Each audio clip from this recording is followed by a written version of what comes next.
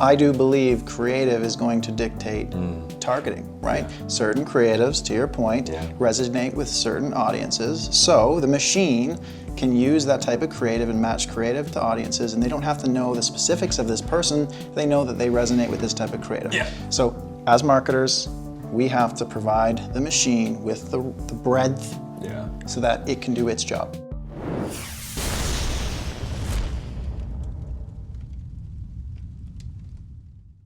Welcome to All Killer No Filler. It's Friday. I'm Eric Dick, and today we're presenting part of a module that we recorded for D2C's very first course in partnership with Pilothouse. It's called Scale School for Facebook and Instagram ads.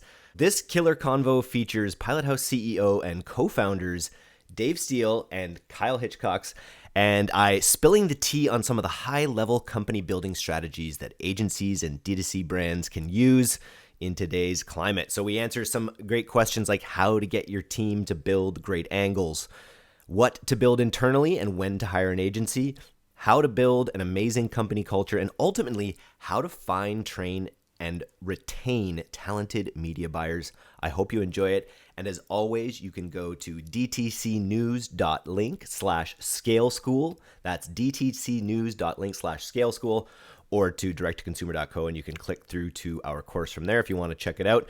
We're doing a reverse Black Friday sale, so it is still available at a very nice discount, but every week that price goes up until Black Friday, Cyber Monday, hence the reverse. Hope you enjoy it. This podcast is sponsored by Klaviyo, the email and text marketing platform that puts D2C brands in control. If you're the leader of a D2C brand, you need a platform that hustles as hard as you do. Klaviyo unlocks the power of your e-commerce data so you can personalize and automate messages that keep customers coming back. D2C brands communicate with Klaviyo. Get started for free at klaviyo.com/DTC. Hello and welcome to Module 5 of Scale School, how to build a powerhouse marketing team. And I've brought together the co-founders of Pilothouse, Dave Steele and Kyle Hitchcox, to talk specifically and this video is specifically about how you can know when it's time to hire an agency. So I'll start with that question. When do you know it's time to hire an external growth partner or agency, and what do you look for when you do that? I think it depends on, one, your money. So you either have to have some space to pay for the services, or an investment, or you need to kind of know where you're at. There's obviously more to consider, such as the talent within your organization, your skill sets, where you want to put your time. And there's a bunch of things to unpack there, but just broadly speaking, one, you got some cash. Two, you need skills that you don't currently have or you don't have time for. Amazing. What do you think is essential that brands have internally, even before they think about expanding to a growth partner? I'd say a proven product, a proven audience. Like it's gotta be working, right? Because when you bring in additional fuel for the fire, or muscle, ideally they're in a situation where they can scale something that's working, take knowns and apply pressure. In the cases that I've seen that have been hugely successful, that's been the case. Anytime it's a little bit more experimental, there's testing, like you're deploying an army, right? And if they're in there nitpicking, trying to solve little things, it's not going to be efficient. So get your house in order, right? Make sure you got something that works, and then deploy the hungry team of performance marketers. I think also just timing. So we like to talk about timelines. So if you're early stage, what you need may just be someone who can do early identification of something that you need to uncover or learn about your business, right? But when you get out of like that early stage and you found something that's hitting, or you're confident in your product and you're going to raise, or you're bootstrapping, whatever you choose to do, you need to navigate that early part, and then there's different skill levels in each of those stages. So growth, like scale, to Dave's point, you're gonna hire for something different than you would earlier on in your business, I think. Mm-hmm. That's interesting. So when you have decided you're ready to scale, you're ready for an external growth partner, what specifically should you be looking for when trying to decide what kind of agency you want to work with? I think we're inherently biased, but I would say performance marketers, right? Define that. Define what performance marketing is briefly. Performance marketers to me is one thing matters, sales, right? It's all about net sales, making a sale. You got a product, you got to sell it, right? At the end of the day, what is advertising? It's saying, hey, would you like to buy this product? And there's a whole art there about how you do that, the strategies and how you position, how you approach, how you give your message, your value proposition. It runs deep. But at the end of the day, what's most important to a performance marketer is getting the sale across the line and getting it across today, right? If we're here and I'm going to try and sell you something, you're not going to walk away off this table until you've bought it, in my mind. And if you do walk and you haven't bought, that's a lose for me, right? Whereas I think in the more traditional world, it's okay if you walk away today without buying it because I'll try again tomorrow and tomorrow and tomorrow and tomorrow. How can you tell if you're talking to a growth partner that is not a performance marketing agency? What are some of the things you might hear? It's funny, I've talked to a few recently and someone was talking about the cost per clicks or these metrics that are sort of considered more vanity metrics. Yeah. And I imagine when you hear more of those vanity metrics as things that an agency or growth partner is putting out there, you might want to run the other way. Again, I always go back to the stages. There's like early stage startup, you're either invested or you're not. You're bootstrapping or you have funding, right? And then there's the middle, and then there's the mature stuff, like the Fortune 500s, and they're just like, you know what, I want to just like spend a bunch of money today because I got a budget and I just want eyeballs. And so really it depends. We work with all of them. The conversation really comes down to what is the goal. So you know what, cost per click might be a good goal for some people. True. That could be a good goal. Yeah. I think it's going to be antiquated pretty quick. I think it's going to shift. I think at the end of the day, you need to somehow have some visibility into some traction that you've gained, even if you are measuring cost per click. TV ads, as an example, I've learned take 2 years to measure at scale. 2 years. Big companies don't care. They measure it. They look at the macro change in their business. We sat in a boardroom. We were looking at the sky. He's like, you're like Facebook. We're like smashing it. Yo, low CPAs. And he's like, this guy's like legit. And he's like, TV. And I was like, yeah, okay, cool. Like, give us your budget. And he's like, well, no, TV moves the needle for us. That's where it all comes from. And I was like, how do you measure that? And he's like, it takes 2 years. And I was like, okay, cool. So how do we tie in the work that we're doing into your long-term goal there? Let's measure that together. No matter what, there's a measurement, right? So I don't know. I could riff on that all day, but interesting. When you hire a growth partner, how do you make sure you're asking the right questions? Ultimately, how do you make sure that you keep that agency honest? It's a very good question. The big one for me is transparency. Early on in my career, I got to experience the affiliate marketing world, and one of my first observations was that it often lacks transparency. You don't know exactly what's going on. Attribution, grabbing, stealing, whatever is rampant, and it's because there's a lack of transparency. So anytime you're working with a partner, it must be built upon the foundation of transparency. There's no hiding, right? The data is the data.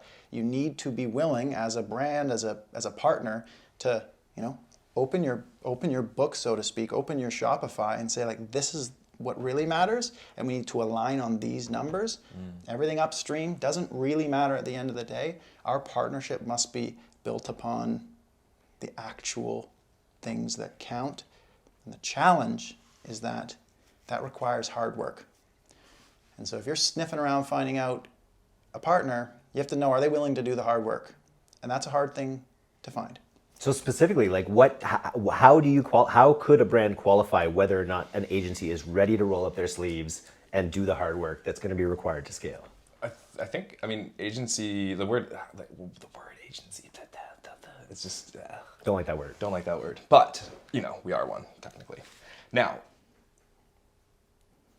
agencies typically are really good at sales or services, and there's this middle ground whether they're really good at sales or they're like kind of good at services, or they're really good at services and they're not good at sales. I think, first of all, you ask the salesperson to bring the team so that you can talk to them before you close a deal. Look them in the eye and say, what are we going to do here, guys? How are we going to do this together? And if you're not getting a good vibe back, then keep shopping. Great advice. Yeah, disparity between the sales team and the actual operational team is big.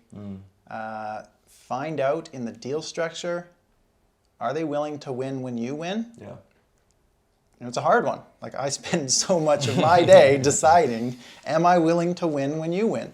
Because I'm now in your shoes. And can I win if I was in your shoes? And if I don't believe I can, then I'm not going to look you in the eye and say, hey, pay us all this money, and then not believe it. I have to believe it. I have to believe if I'm in your shoes, and if our team, and we, just like you said, we go to our team members and we say, can you succeed? Can you really do it? Because if you can't, you don't get to share the spoils of your battles. There's no together. spoils. If there's no spoils, why are you going to battle? Exactly. So then what sort of questions are we thinking of asking brands when we decide if we want to become their growth partner? What do we need to know about a brand, in our case specifically, if we're going to join them? Well, it's really interesting. All of a sudden, we need to know the margins, right? We need to know if we're going to take a piece of the profit, how much profit is there? Every time you sell a product, what's on the table? Yeah. Right? If there's a little wee piece of meat left over and we got a lot of hungry mouths to feed, it's tough. And maybe a different strategy, a leaner strategy. You probably need just select people who are going to be a little bit more lean, mean, scrappy, align probably to a little closer to the brand than even we can be as a partner. I think also just the fundamentals, like cost of goods sold. Do you know them, or do we have to establish those for you? What is your shipping times? How long does it take for you to get your inventory orders? Do you have inventory on hand? These are questions that we must know in order to do a good job because our team is fully integrated. These are questions a partner can ask the agency, or an agency can ask the partner, and if both sides aren't really in tune with the actual numbers, we have this thing, we say know your numbers. Ask people if they know your numbers. If they don't know your numbers, it's not a good partnership, one way or the other, and I think that's a really important thing. Because if not everyone is aligned and synced to the numbers, the reason, what is our goal, what is the magic number, what are we going after, again, it's going to fall apart. And if you approach a growth partner, if let's say you're a brand, you approach a growth partner and you say, hey, we need to make a decision on a new agency or a new partner by next week, expect that to fail, right? Because neither party can do proper due diligence to actually believe in what they're doing. And it's just an unfortunate nature of you're forcing a situation that isn't going to be as productive as one where you can actually say, we're gonna do this together. Like, let's look forward a year from now, 2 years from now. We're gonna be popping champagne because we grew this business from 10 million to 50 million. Now that's something worth aligning a big team of people around and go out and get it and make it happen. On the flip side, sorry, I know you have more questions, but on the flip side too, I mean, listen, let's be serious. There's other services. There's development for your e-com store. There's landing page builds. There's like content writing, direct response, blah, blah, blah. Or not direct response, doesn't matter. You need content for your website. Like, it doesn't matter. There's a bunch of services out there. And we're getting pretty heavy on we're going to the moon conversation here. But no matter what, just find partners that are clear in their communication. There's clear scopes. Meet the team who's going to work on it. Do a good job. Ask them to do a good job. Be nice. They'll be nice. And get aligned, No matter how big or small the project is. If you don't know who, there's no clear scope. Like, at the end of the day, you have to have a clear scope and you have to be aligned. So you all about alignment enough to even wear an Alignment Wars shirt here. Yes. Can you tell us a little bit about what this shirt means? The Alignment Wars was a period in time which we have since recovered from, where a special group of people worked very hard to get a bunch of clients in a very short period of time aligned to our values and our intentions and our growth, and it was a lot of fun. Amazing. You made a shirt to commemorate it. Yeah. You have to celebrate. You Love have to, the band disjointed. We sent them across the Pilothouse universe, and now they're all doing their own battles out on their own. I love it. Yeah. You mentioned multiple partners, and this is something I come across on the podcast. When brands are looking for agencies, they're often looking for the best in class in each individual category. So they want the best email marketing team, they want the best Google team, they want the best. I wanted to talk. We're an omni-channel agency, so I know we're ultimately looking to get all of a client's business if possible. But can you guys speak to that a little bit about how we work with other agencies, and as a brand, how many agencies are a lot of these brands even juggling? We try and do the hard thing, which is treat any other partners as our own, right? Because at the end of the day, what are we all trying to do? We're trying to support this business, this brand, and the team, because hopefully they got a great product, they got a great mission, they got good values, and we want to see them succeed. People. Yeah. So you have to come from that place of, you know what? I want our competition to succeed. You know what I mean? Because them succeeding is nothing bad to me. In fact, it rises the tide of the industry. It creates this trend, this DTC trend that we're on, and we're all riding that wave. So coming back to your earlier question of what to look for in a partner, try and find those values, right? Like, what are your company values? Because if it's just smash and grab and make some money, guess what? When push comes to shove and they have to play nice with 3 other agencies, they're probably not going to. And that's not going to be an agency you want to work with in this environment. Short term, maybe. Maybe, depending, yeah. Maybe. Yeah, we talk about values all the time. Like, we're values all the time in all of our content. But it's not about our values. It's about what the brand's values is. Like, what are your values as a brand owner? What are your values when you're looking for a partner to do work with you? They're not our values necessarily. You'll have your own values. Match that shit up. Make it happen. Interesting. But at the same time, you want a brand that understands our values as well as a massively iterative, high performance agency. It's not for everyone. Yeah. Like, to be fair, it's straight up. It's not for everyone. And so, like, honestly, we just, be yourself. Lean into your superpowers. It's not for everyone. So that's it. So this module that we're in is specifically about how to build a powerhouse marketing team. So any brand owners out there, this is literally about, this video specifically is about how you can go about hiring good marketers. And I know this is a problem that people have in the industry. And whether you are looking to hire marketers or you're looking to be hired, I wanted to ask, what do we look for in media buyers when we're bringing them onto the Pilothouse team? Really good question. To me, I do a lot of the first interviews, what I call the gut check. And at the end of the day, the big question I ask is, would I partner with you? Right? Would I want you to be a shareholder with me where you have to have the ultimate trust, right? I trust you to act in my best interest, and I'm going to act that way in yours.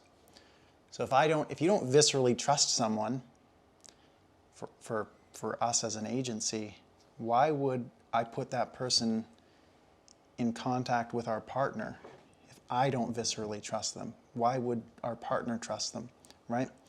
And I think that extends no matter what you do. It's not just an agency thing. If you're running a brand, you have to, at the end of the day, trust this person that they're going to look after your best interest in the same way that they're going to look after the brand's best interest. They're going to look after their colleagues' best interest. And so from that foundation, you can build upon it, right? Things like transparency, which we talked about earlier. When shit goes wrong, which it will always, 100%. Are they going to just come to the table and own it and say, I messed up, right? Because you can deal with that, right? You expect that out of a partner. Partners don't hide things from each other. So you expect that from every member of the team. And in this industry, when you're running campaigns, intentionally, you're expecting half of them to fail. You're expecting things to go wrong. Higher. 90% fail. But you expect the culture to embrace that and to move forward and to push and to keep trying. And you also expect them to just come forth with and own it. It was a 90% failure, 10% win. How do we focus in on that 10%? Exactly. As the idea. Okay, cool. So that's the gut check phase of bringing on media buyers. Beyond that, what's the actual process that we go through when we hire people, just to make sure once they get past that gut check phase? That's where it gets fun, honestly. We like to do things different, right? We like to just see people in the actual element that they'll be in, right? Just real talk. My conversations with people, it's not an interview, it's a conversation. I tell them all the reasons they shouldn't join Pilothouse, right? And if you're a brand owner, and you're in charge of hiring, you should tell everyone why they shouldn't join your company, because they're going to find out 3 months from now. Give them the black hole the black hole story. Do it. All right, so The black hole. if you don't know much about this industry, there's a few things you need to know. First of all, there's a scoreboard on the wall at all times. You are a contender. You're competing always. And if you're not comfortable being on the court, playing the game, you're probably not going to like waking up in the morning. You're going to have that Sunday night anxiety. Sunday scaries. Sunday scaries. And right away I'd say, you deserve to not have Sunday night scaries. Don't go on the court if this isn't the right thing for you. And that extends through to the black hole, which is the industry doesn't sleep. Right? Campaigns run 24 hours a day, 7 days a week. The phone is the black hole. The phone is the black hole. Slack is, 10,000 messages a day. If you have to actively tune it out, otherwise it can control your life. Because if you're the right person for the role, you love it. You're thrilled by it. You're addicted to it. You want to have the action. You want to see your campaigns, and you need to have it within you to actually be able to push back and not have that dinner with your family interrupted, because you can go to a dark place, right? So I tell people, you need to know you have the self-control to not only feel the thrill, but to manage the thrill, because 6 months from now, 2 years from now, you don't want to wake up and say like, this wasn't for me. Especially when you've got this whole dissolution of work and life boundaries that you have. You have to find people that can kind of set those boundaries themselves and really embrace the thrill of the hunt, but know enough to be able to set boundaries in order to still have dinner with their families. Exactly. And for those who thrive, they got places to go. Right? I got places to go. I want that. I don't want to be confined to an 8-hour window. I don't have an on-off switch. I'm living. I'm getting where I want to go. And that means I wake up every day with that intention.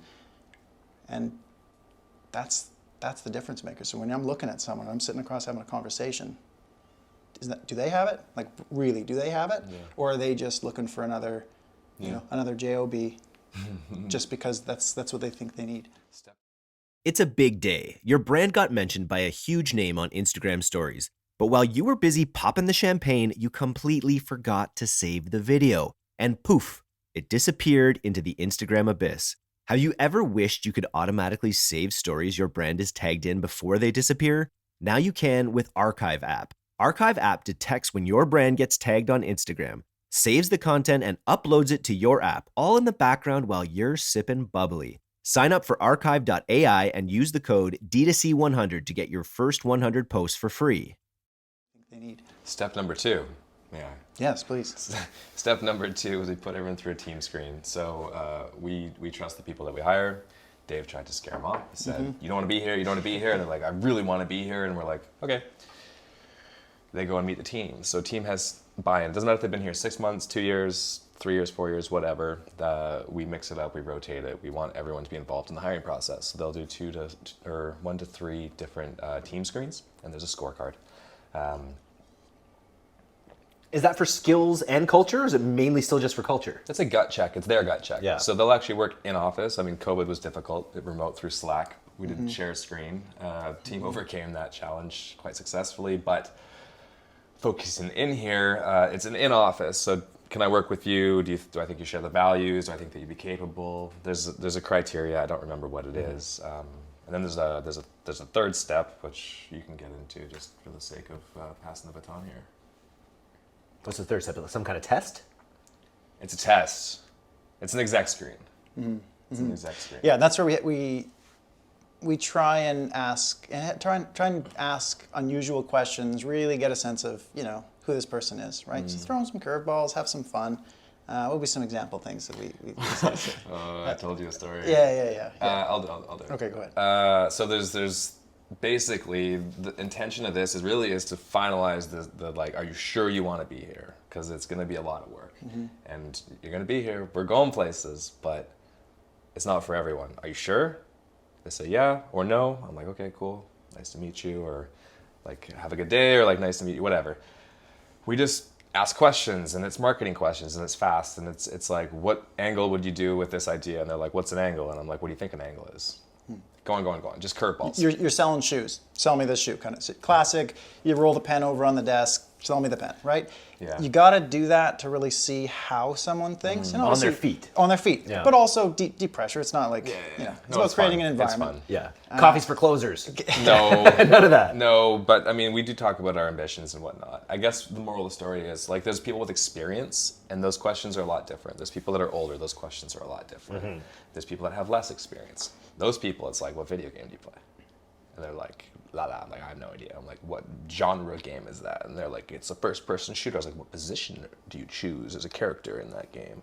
That kind of stuff, because like, you need to get to know this person. Yeah. And you want to see them talking about something they're passionate about because you can see their range a little bit, right? If you See can what get it- them talking what's about the spark. Yeah, where does their spark come from? Yeah. You can see them get, whether it's video games or something else, you can get them jacked up. You can really see where that passion can lie. Totally. And then, outside of fundamentals, of course, there's people with different experiences. If there's people with a lot more experience, they get a different experience with the interview. Same process, though. We'll have someone with 1 year interview someone who's got 8 years experience because we are committed to that team, those values and whatnot. But at the end of the day, no one's a dick. Except me. I wanted to ask just quickly, like one of the reasons we're creating Scale School is literally because we're hiring so fast at Pilothouse that we want to be able to have a standardized training document that all employees kind of will be going through. I think that's a great idea with this. But I wanted to ask briefly, you're not going to always be able to hire seasoned media buyers. You're going to have to be able to hire people that are maybe even unfamiliar with what the term media buying means. Can you talk a little bit about how we balance hiring for experience versus training people? Personally, You're the boss.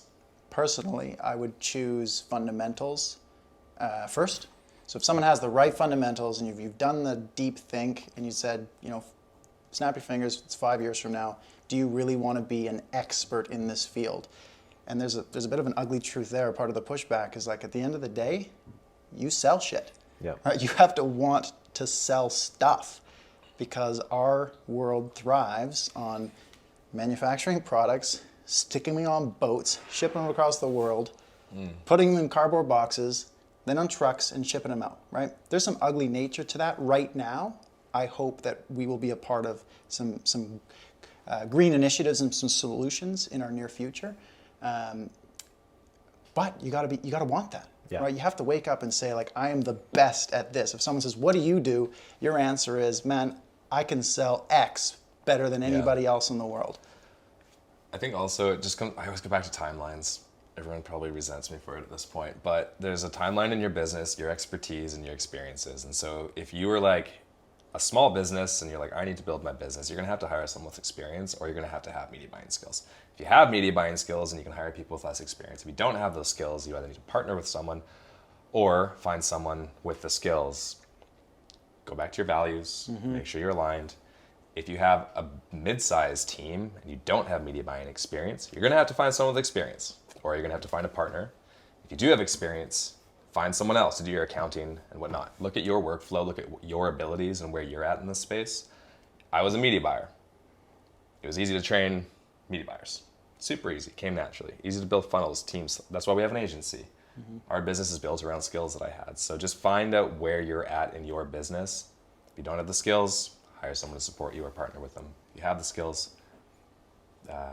make it happen. And if you're a media buyer out there, like looking to be hired, maybe you do want a job, it's a pretty incredible opportunity. We talk about, you mentioned 5 years as a time frame in order to master these skills. We've been working at this for almost a decade and we're still learning all the time, but we also have a bunch of senior employees who we would consider total industry vets that have been doing this for 1 or 2 years sometimes. Like the time frames in this industry, I feel like when you're spending, whether it's millions of months or hundreds of thousands a month, it can really accelerate. So you can become a very knowledgeable person in this space in a relatively short period of time versus maybe other industries. I don't know. Once you take this course, obviously. Yeah, no, I know where you're going. I know what you're saying there. I think it really just comes down to your mentors. I think it comes down to what your environment is. You can be an amazing accountant as long as you have the right person to show you how to be an accountant, or you have the self-drive to go and study accounting. I would not be able to do that. You spend money more than you like to count it. I get it. Yeah, exactly. So I guess at the end of the day, just like figure out where you're at in your business, and then you either hire someone with experience or you train up. Our sweet spot, honestly, where we invest in training, our sweet spot is probably like 1.5 to 2.5 years, where you train and challenge and encourage and blah blah blah. But that's our whole jam is building this talent. Mm-hmm. It calls us a talent business because that's where all of our energy goes into creating amazing talent that is fluid and works together. Teams are cross-pollinating across traffic platforms and so on and so on and so on. You don't need to think about it that extensively. What you just need to do is figure out, again, you either have the skills, you hire support. If you don't have the skills, you hire a lot of experience. Simple as that. It's as simple as that. And quick advice for anybody who's an aspiring media buyer. The difference maker as a media buyer is initiative, getting it done, doing it. Just not overthinking it. Don't dwell, do. Yeah. So if you're looking, because you want to work at this brand or you want to work at this agency, just do it, right? You have to Cream rises to the top. cream rise to the top. Go to the Facebook ads library, watch this course, study it. Really show that you're just taking actions, because that is the difference maker between the winners and the losers in the space. The job of everyone who has a job is to make the person who they're working for have time. Yes. If you can make whoever you're working for have time, that means that you can level up into their shoes. And if everyone is doing that the whole way up the value chain in the world, everyone gets to level up. If someone comes to us and says, hey, I went ahead and I took my shot at filming a bunch of UGC videos as if I was promoting one of your clients that I can see on your website, and I actually built out this campaign structure that I think I would use to promote this. Even if it's total garbage, I would hire them over someone who has the skills on paper, because this person, it's a push or pull, right? Do I have to push this person, whereas this person is pulling me? Yeah, I want them. And it's the nature of the industry, right? We've talked about it throughout this whole course so far. It's this iterative nature.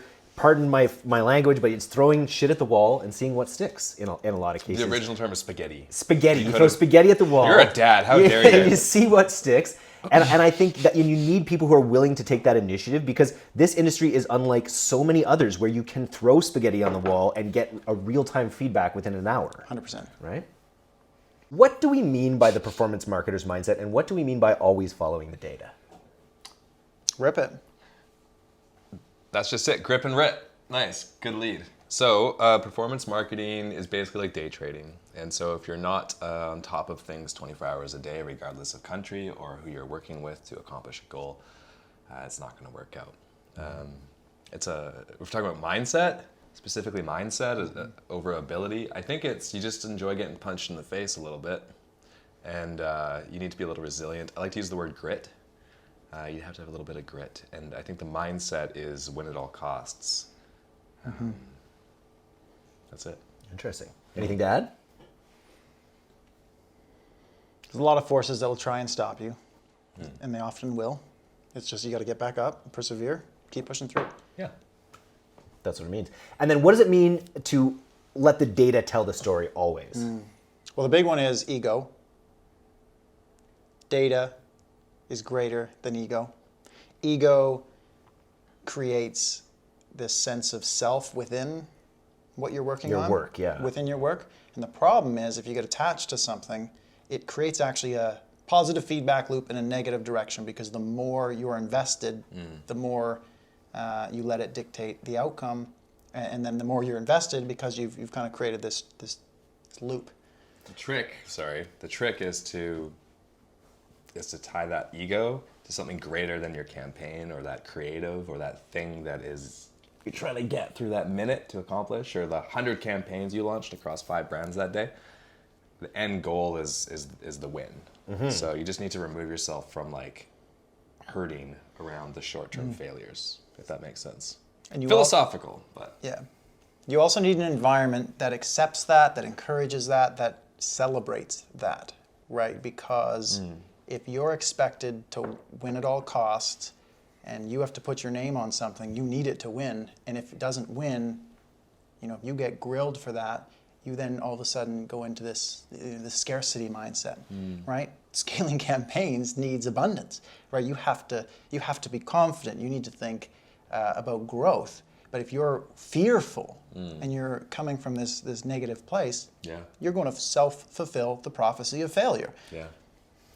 Yeah, I think so much of that idea of not getting attached to your work in that way is very interesting, because most often, like if you're conceiving of a campaign, you're conceiving of creatives, you're building them, you might build the most beautiful thing in the world that makes the most sense to you as to what you should do. And then quite often we find that's not what works. There's nothing worse than spending 5 days on something and building and creatives, and you're like, this has to work based on everything that I know. Like, it's like, this is it, this is the one, this thing's gonna strike, whatever. And then you turn it on, it's like, let's start again. Let it go. Bye. Let it go. But I'm sure that if you don't have that performance marketer's mindset, I bet people can hold on to bad ideas for too long. With performance marketing, you put an idea out there, you iterate on it, you throw it out, you see what the market says about it, and you move from there. Celebrate the ability to move on and go to the next one. That's the high five, that's the hurrah. Right? It's amazing to spend 5 days working on something, found out it failed, and then you just went on and you spent 5 days working on something else that was equally as great, which was informed by the thing that you just learned from. That is worth it. But now spend 5 minutes and get it out there, and then refine it for 5 hours. Magic moment. Okay, cool. Check this. So, thing failed, big thing failed, whatever, 5 days. Wasted 5 days of your life. Who cares? You learned. Who cares? You pull that little 5% nugget out of the 100%. Okay, not 100% of it failed. 95% of it failed. You pull the 5% out that was successful. This is performance marketing. This is the beauty. You take that. You spend a day on that piece. Oh shit, it's starting to work. Cool. 2 days. You take that. You take the best 80% of that bit. And you keep going. And by the end of the month, shit's scaling. That's performance mindset. Boom. That's great. So why is it important to test both highly branded, polished creative as well as scrappier creative? Because you don't know what's going to work. Period. Right? You just don't know, and you need to find out.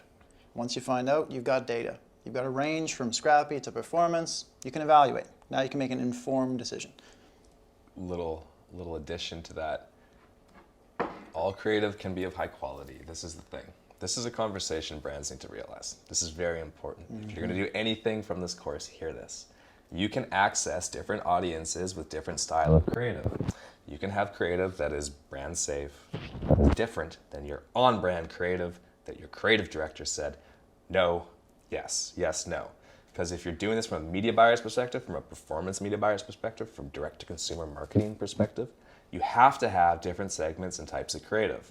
Because if you don't do that, your campaigns will not reach different people or different groups of people based on how the algorithms and the platforms work. So take 5 different creative styles, run them all, make them brand safe, whatever, but make them different, make them look different, be contrasting. Because if you don't do that, you're limiting the amount of sales you will get, which will limit your growth, which will limit your KPIs, which will limit your responsibility to whoever it is you have to report to. I like this too, and it's interesting because with iOS 14.5, we've lost some of our ability to target very pinpoint audiences, whether that be in their customer journey or whether that be within the actual audience matrix that is Facebook. And so I think we've always talked about creative as being another way to target, because if you're putting all this different creative out there, you're going to catch different audiences depending on what look you're giving it, right? So you're kind of taking some of the weight off of those algorithms by offering the system more creative with more hooks. So long as you're breaking it out from a campaign architecture structure, like you don't want to put like a bunch of like everything in one campaign, but we're getting into tactics, which I think we're going to cover in another video. For sure. But tinfoil hat, future, I do believe creative is going to dictate targeting, right? Certain creatives, to your point, resonate with certain audiences. So the machine can use that type of creative and match creative to audiences, and they don't have to know the specifics of this person. They know that they resonate with this type of creative. So as marketers, we have to provide the machine with the breadth so that it can do its job. Yeah, I mean, market compliance is shifting, PII, huge consideration. You can counter that those challenges that we're all in the middle of right now through different creative testing and using that as your main lever. Why is it important for the marketing team to be steering the ship when it comes to growth? Very interesting topic. We come across it all the time. There's a conflict between what a founder and a brand stands for and what they want and what they're trying to put out to the market and what consumers want. And a marketer, a market first, a growth first approach says,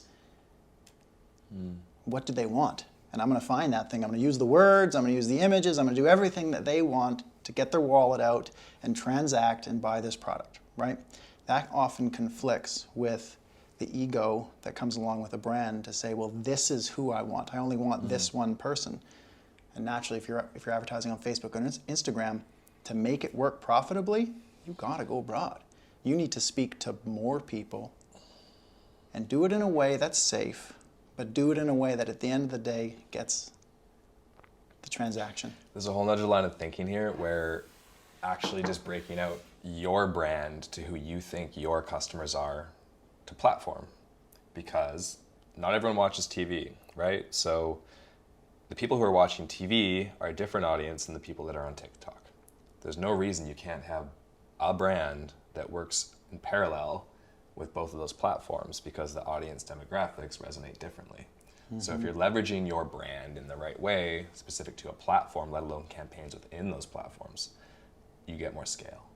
And this is a concept we will get out to the world, and over time, everyone will be aligned to it till it is that way. I think it's happening. And more scale is a good point because you don't know what you don't know. And if you come into an agency and you're like, this is my client, and you say, target this person, they could do that all day, but that's not the way these systems work really well.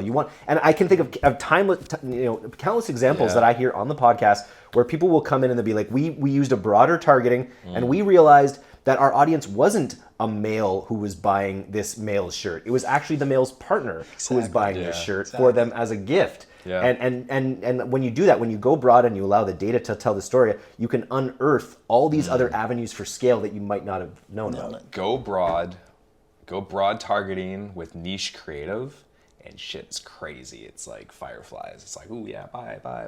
And this is letting the creative do some of the heavy lifting that we maybe used to rely on with the Facebook algorithm, right? Heck yeah.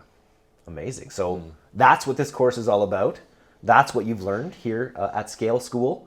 What else do you want people to take from Scale School specifically? Anything like from, because this is your baby in a lot of ways. This you two, along with the other founders and the other team leads, have sort of built this. Let's this not system sell for yourself scale. short, man. Come well, on. I'm a big part of the content marketing here, obviously, but I'm not informing your bidding decisions or your creative strategies necessarily. You know, man. I mean, you just gotta hustle and you gotta learn shit to succeed in life. And to be frank, like, the people who made this course are the people that are doing the work. So shout out to them, and huge respect. Shout out to the community, and it's a game. You just got to keep playing. It keeps changing. That's it. Got to stay hungry. Got to follow the data. Follow the data. Follow the data. That's it.